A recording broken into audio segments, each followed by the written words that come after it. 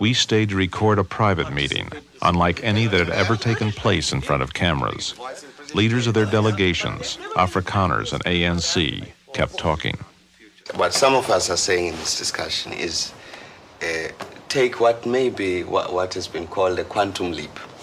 Imagine yourself outside of these current processes of white politics. Yes. Now, imagine a situation where Van Zyl Slabbert stands, he joins the ANC. I hope one day he will do that. He joins the ANC and he stands as an ANC candidate in Waterkloof in Pretoria. He's white, he's Afrikaner, and he says to this constituency, we want a non-racial and a democratic South Africa. We want a South Africa where you'll have the right to use your Afrikaans language. You'll have the right to belong to the Dutch Reformed Church. Nobody's going to despise you. Nobody's going to nationalize your house. You'll have a situation where there'll be peace, where there will no longer be a need to put a policeman at every street corner, armed. That's the kind of future we want to build up.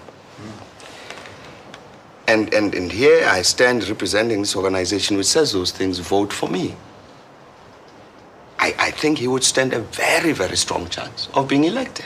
What I'm thinking is, how do we get to that at that stage? You know, it could be that you know, through various means, get the government to the negotiating table, and they say, okay, we form a government which is genuinely democratic. That could be. It could also be that it wouldn't come about that way, and that we could then see, but how can we then win acceptance for you coming into the country?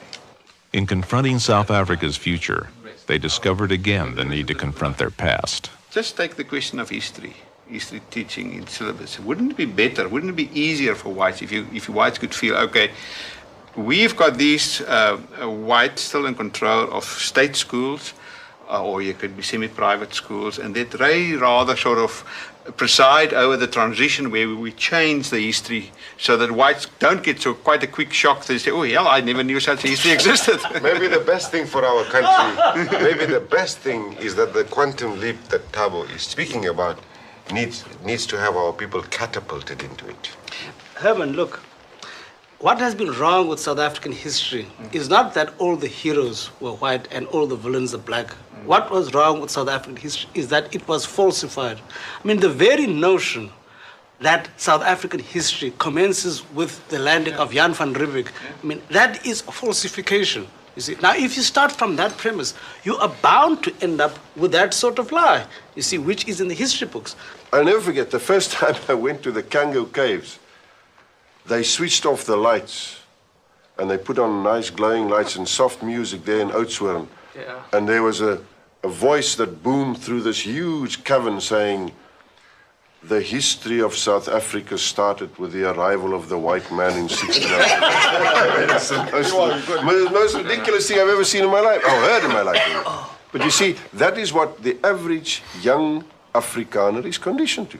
That you are not part of his history. You see, for instance, Herman says, I mean, what are we going to do now? History at the moment has got white heroes. The future history will have black heroes. That's not. You see, again, it's taking, as I'm saying, this frozen racist past. Yeah. There are white heroes. There are very many white heroes. Afrikaner white heroes. And there are black villains. And there are tremendous black villains. I know Reverend McLean. And they must appear as villains. And that's the context in which this future has got to operate.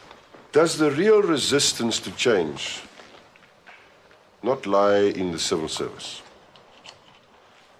You know, that's where the army, the bureaucrats, who actually depend on the continuation of that state for their subsistence, for their livelihood, for their privilege. And in South Africa, it's a fact that there are about 600,000 whites who are totally dependent on the continuation of the state structure for their survival. And that's where the real resistance lies. How do we cope with that? That to me is the crunch of transition in South Africa. We've just bureaucratized ourselves into a position of impasse. This point is very central to how we move from here to there. Yeah. We've got to battle very, very hard to move as much of white South Africa as possible, to understand that the security, we're talking about Afrikaners, the security of the Afrikaner people lies in a democratic South Africa. The thing that was produced, apartheid, to ensure the security of the Afrikaner people is the thing that's produced this crisis. That's undemocratic. You see, we've got to get this message across. It's not easy. We can't pretend it's easy. It's very difficult. We've got an opposing force which is going to resist this. But it's a very important process of how we get from here to there, to get white South Africa to understand that they've got a place in this future, and that even in terms of self-interest, you know, let's have democracy.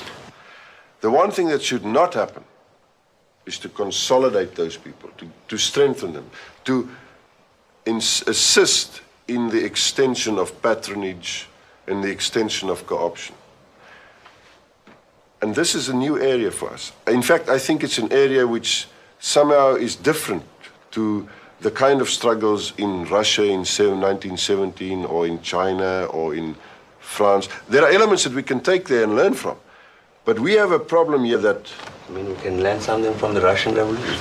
We can certainly learn something from the Russian Revolution. How to avoid the mistakes they made. The conference had ended, but not the journey.